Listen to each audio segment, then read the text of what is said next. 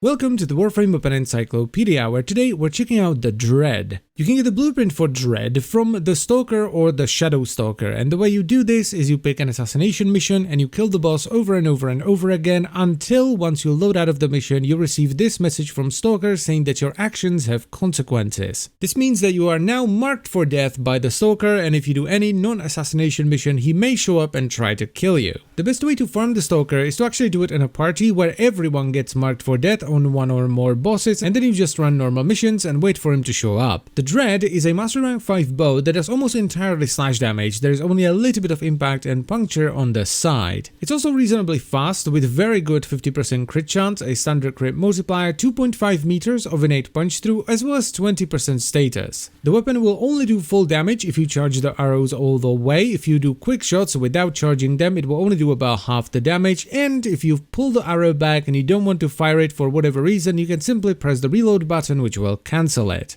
Now, as far as the build is concerned, I like to go with a very crit heavy hybrid that runs hunter munitions as well. So we have a ton of crit chance from point strike and argent scope, then we're utilizing then crit and turning it into additional slash procs with hunter munitions, and we're then running viral and extra status with malignant force and rhyme rounds. Now this setup will provide you with a ton of single target DPS, however it is a bit unreliable, not because of slash, because you're gonna proc plenty of slash, but actually in terms of viral. If you proc both viral and slash with the first arrow, most enemies will just straight up die from that first arrow, but if you only proc slash and not viral, which is gonna happen more often than the other way around, they most likely won't. That's the only downside of this setup, the status is not quite there. However, with the recent addition of galvanized mods, you could squeeze in galvanized aptitude in there instead of serration, especially if you have an arcane, which would solve this problem. That's the one downside the Dread has always had. It has massive damage potential, but actually getting that damage is somewhat unreliable. But if you're interested in bows at all, this is a must-have weapon. It is one of the stronger weapons in the game. It has a low mastery rank requirement, the build requirement is super cheap. The only sort of difficult thing is actually getting it to drop from the Stalker, which honestly isn't that difficult. It's the most likely weapon blueprint that he will drop. It's of course not going to be quite as crazy as some of the ridiculous bows that we have access to nowadays, like the Lens or the Kuva Brahma, which are essentially rocket launchers in disguise. But as far as actual bows are concerned, it's fantastic. It's strong, it's fun, it's easy to get. It's just that the damage can be somewhat unreliable unless you pump everything you have into it. So go ahead and pick it up. Chances are, if you've been playing the game for at least a little bit, you already have the blueprint for it.